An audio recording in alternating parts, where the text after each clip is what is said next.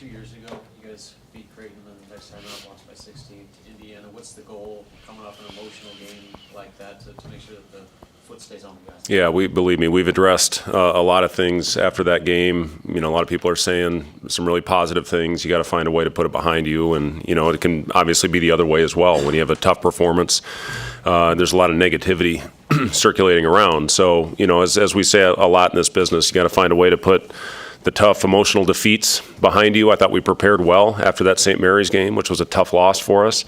And I've liked how our team has responded and come back to work after the big win on the road at Creighton. So, you know, now it's about going out there, executing, hopefully getting off to a great start, get one more day to prepare tomorrow. And, you know, again, the biggest thing we talk about with our team is emotions, and you can't let your highs get too high. You can't let your lows get too low. You have to stay consistent with your preparation regardless of what happened in the previous game, and you're only as good as your next performance. So, you know, it's a big week for us. We're playing a good team, an athletic team that plays very fast, and a team that can really score the basketball. So, you know, if we're not sharp, if we're not on point, they're going to make us pay. Seen the guys respond well over the past 3 or 4 days? Yeah, it was a little sluggish yesterday to start, but I liked how they responded to tough coaching and got back after it and finished the practice well. And I thought from start to finish today was a very solid day. And, you know, we're going to take them to see Gladiator 2 tonight. Excited about that, and then get one more opportunity tomorrow. You know, to make sure that everybody understands the game plan. And we'll get a shoot around earlier because of the early start time, the 5:30 tip on Wednesday. But our guys are excited to get back out there. I think they understand now what we're capable of doing, especially on the defensive end. Still have room to grow. Offensively, we're doing some good things, getting to the free throw line, getting into the paint. And, you know, I think we'll have a game where we take the lid off from the perimeter. But, you know, I really liked how our guys controlled tempo in that game, followed the game plan to perfection. That was about as good as I've had a team that is from start to finish followed a game plan and did exactly what we needed to do to give ourselves a chance and then make the plays down the stretch to, you know, to hold Creighton off, which is not easy to do on that home court. So, you know, just a really good, you know, overall performance for our guys. But, again, knowing the importance of putting that behind us and moving on to the next one. That said, what kind of confidence does that give you in this group? You know, the amount of turnover that you had this early in the season, that they execute a game plan like that against that kind of opponent. Yeah, especially, you know, the thing that I was most pleased with was how they responded after the tough loss to St. Mary's. And we had a very long film session that next morning because I really felt that there was a lot of things that happened out there that prevented us from winning that game up in Sioux Falls, which would have been a huge win for us. Now, that being said, you know, you learn a lot of things about your team and how they're going to go prepare after, you know, a tough film session, and they did a great job of putting that behind them and then preparing for it. So, you know, we had another tough film session yesterday. You can't let them get comfortable. You got to continue to go out there, coach them hard, and you know, put a game plan that gives us the best opportunity and the best chance.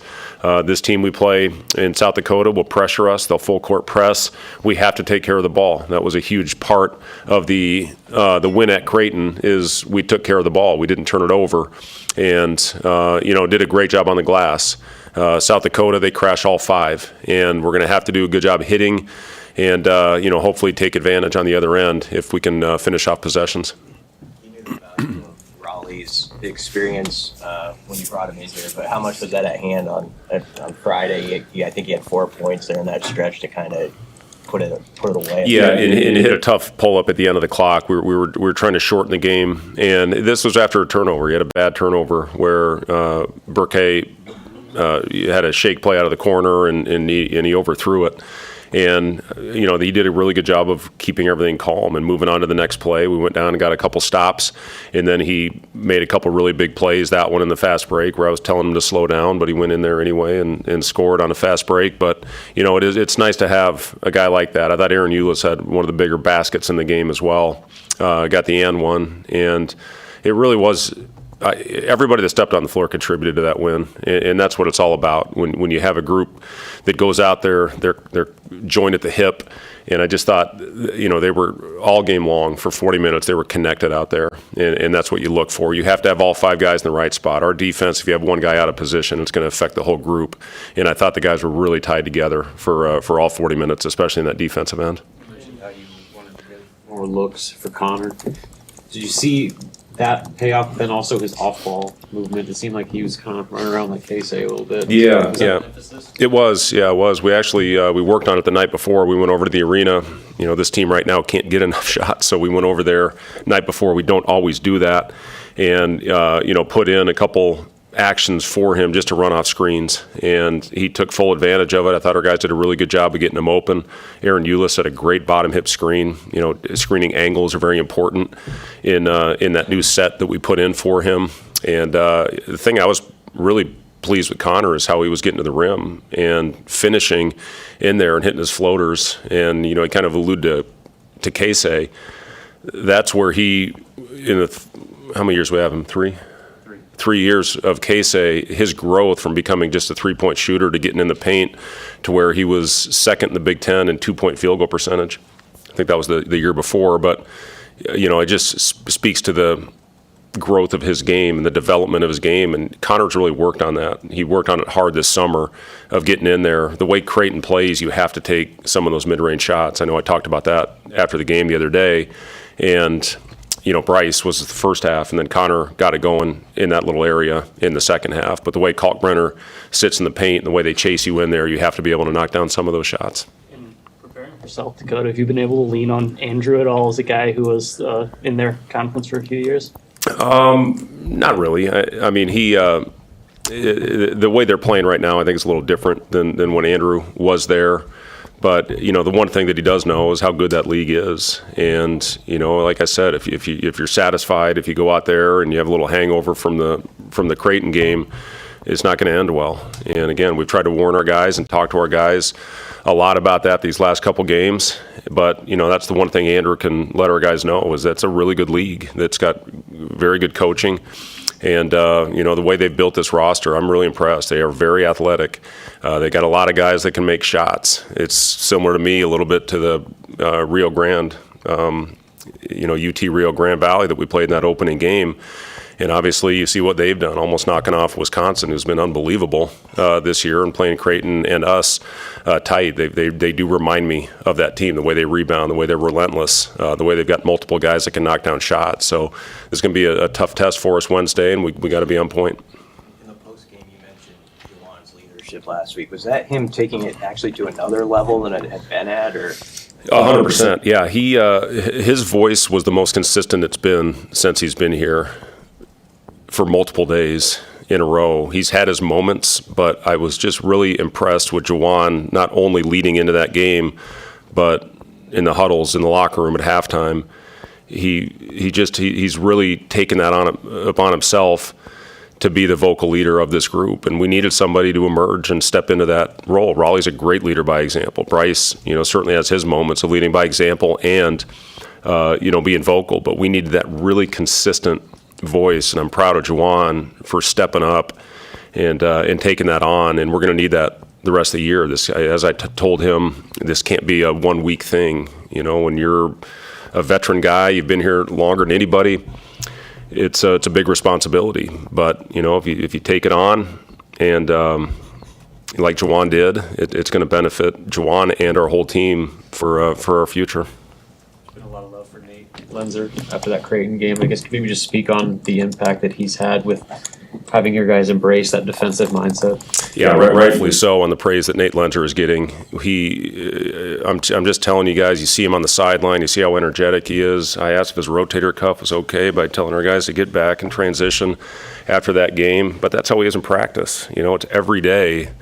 It's shoot around. He's never off. I talk about a lot of players that are like that, but from a coaching perspective, when your main emphasis is defense, you have to have an unbelievable motor, and that's what Nate does. And I'm really proud of this staff. The roles that have been assigned. Adam Howard with what he's doing to help me with everything on the offensive end, and Ernie, working with our big guys, rebounding. He does all our special teams stuff. But Nate putting that game plan together and going over it with me, and talking about the things and. Where are the soft spots? Where can Creighton hurt you? And, we just felt like we had to take away the paint. the game before at PBA the previous year, they absolutely handed it to us because they got the paint and the 3-point line. We just really wanted to take away the paint. If they got it going, we probably were going to have a tough time winning that game, but we just felt we had to eliminate easy baskets. And our guys were on point. You know, not only did Nate put in a great game plan, but I thought our guys did a really good job of going out there and executing for 40 minutes. Coach, you have a lot of players that are well-traveled, played a lot of basketball. How much is that helping guys like Sam, guys like Bryce, returners in your program just to have that outside experience? Yeah, it is important. And not only those guys, not only Jawan, Bryce, Sam, but you look at guys like, Cale Jacobson, you look at Jeff Grace, you look at Henry Burt, you've got guys that have been around this program a long time. And, you know, our defense, it is complicated. There's no doubt about it. We get a ton of reps, but we continue to believe in it. We got so much better as the year went on a year ago, and it's great to see in the early part of the season, you know, that some of that's carried over, and I think a lot of that has to do with the veteran players that have been in the system. And, you know, you get a guy like Burke that comes in, it's a completely different system than he played in. Gavin, Connor, Braxton, you know, it's a completely different system than any of those guys have ever played in. So it's taken a little bit of time, but hopefully we showed what we're capable of and we can take off from there. But our returners have played a big part in that. And, you know, if we keep guarding like that and can get our offense going, you know, we have a chance to be a really good team. 5 games under your guys' belt, and obviously 2 against, you know, pretty good teams. I'm curious, how much do you and the coaching staff sort of use the data that you guys have to determine, you know, this is going to be our defensive lineup when we need a couple stops, or this is our close? Like, is that enough data so far that you guys have to determine, you know, those types? Yeah, of it's a great question. We're getting there. I think with the lineup that we had in the floor at the end, we've had Burke out there quite a bit to finish games at the 5. Sam, obviously, he's helped us win a lot of games on the defensive end these last couple of years. So he's generally going to be out there. Bryce, Jawan, you know, you got 4 really good defenders out there. And then, you know, you figure out who the other guy is going to be, you know, with Jawan, you know, out there. So we got 5, you know, defensive lineup that we feel pretty good about. And then, you know, we've subbed offense, defense there at the end as well to get Connor back on the floor. But, you know, it's as far as the data, yeah, we get those reports after every game as far as 5-man lineups, you know, pairs, you know, 3-man, who the best defensive lineups are, best rebounding team, and then who's going to give you the best chance to put the ball in the basket. But, you know, defensively is where we felt like we had to win that game the other night just because we had to slow it down and muck it up. And, you know, I think we had the right group out there for the most part. Coach? All right, thank you guys.